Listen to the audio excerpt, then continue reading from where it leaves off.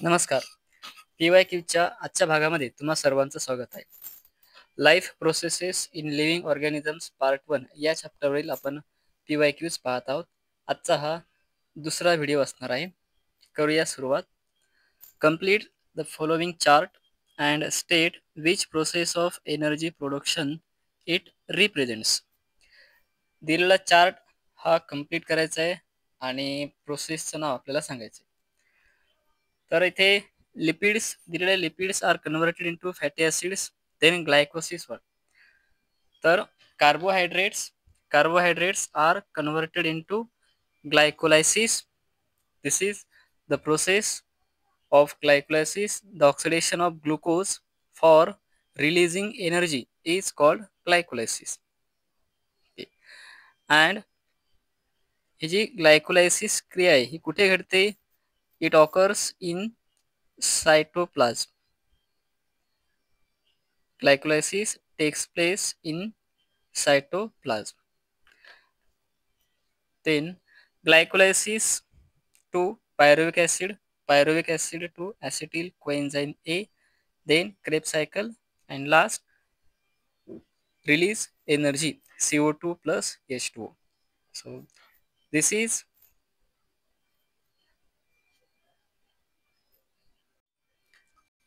aerobic respiration process in which energy is released or formed. बघा, तोच chart दिलेला आहे वेगळ्या शब्दामध्ये, इथे करेक्ट करायचा आहे. Correct the diagram given below. आणि याचं उत्तर मी इथे साईडला लावलेलं आहे, तुम्ही बघून घ्या. What are vitamins? Classify them according to their solubility. Give one example of each type as per above classification. कालच्या व्हिडिओमध्ये वरचे 2 क्वेश्चन आलेले होते. आज एक नवीन क्वेश्चन यामध्ये ॲड करून परत विचारलेला आहे 3 मार्क्ससाठी. What are vitamins? Vitamins are a group of heterogeneous compounds that are essential for the proper operation of various life processes. Classification: there are main 2 types of vitamins, water soluble and fat soluble. The vitamins A, D, E and K are fat soluble vitamins, and the vitamins B, C are water soluble vitamins. Draw a neat and label diagram of mitochondria and tricarboxylic acid cycle. मित्रांनो, डायग्रामचा नीट सराव करा, व्यवस्थित नाव देता आली पाहिजेत. Bones content amino acids. या टाईपवर काल आपण 4 ते 5 प्रश्न बघितलेले आहेत. तर बोन्समध्ये कोणतं असते? ऑसिन. मग मेलानिन कशामध्ये असतो? तर स्किनमध्ये. हिमोग्लोबिन असतो ब्लडमध्ये. आणि इन्सुलिन असते पॅनक्रियासमध्ये. त्यानंतर एक लास्टमध्ये खाली क्वेश्चन आहे, oxidation of proteins is carried out in aerobic respiration. State true और false. This is the true statement because in aerobic respiration proteins can be oxidized to produce energy. This process occurs when proteins are broken down into amino acids which can then enter the Krebs cycle after converted into intermediates. Therefore the statement is true. All chromosomes are arranged parallel to equatorial plane of cell in phase of mitosis. Answer is metaphase. Diagram खाली दिलेले मेटाफेजची. मेटाफेजमध्ये spindle fibre तयार होतात आणि जे nuclear membrane आहे ते completely इथे disappear होते. The nuclear membrane completely disappears. Chromosomes complete condensation and becomes clearly visible along with sister chromatids. In mitotic division, nuclear membrane completely disappear in. So nuclear membrane disappears completely in the phase of metaphase. Which molecules are necessary for the formation of plasma membrane? Molecules are lipids, that is phospholipids and cholesterol, proteins and carbohydrate groups are necessary.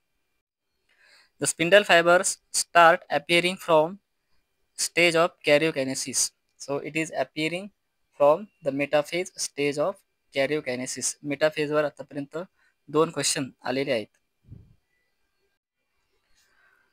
Give scientific reason we feel exhausted after exercise. हाच question काल वेगळ्या शब्दामध्ये विचारण्यात आलेला होता आणि काल आपण तो घेतलेला आहे. When we undertake constant exercises, there may be shortage of oxygen for the cells and the formation of lactic acid. Repeat question आहे, फक्त शब्द बदलून आलेला आहे. Write main types of vitamins. So there are main 2 types of vitamins, fat and water. Name water soluble vitamins. Water soluble vitamin are B and C. Name fat soluble vitamins. So fat soluble vitamins are A, D, E and K. या टाईपचे question सुद्धा आपण काल बघितलेले आहेत. तर match the columns. Haemoglobin and ऑसिन. Haemoglobin is the proteins present in blood and osin is the protein present in bones.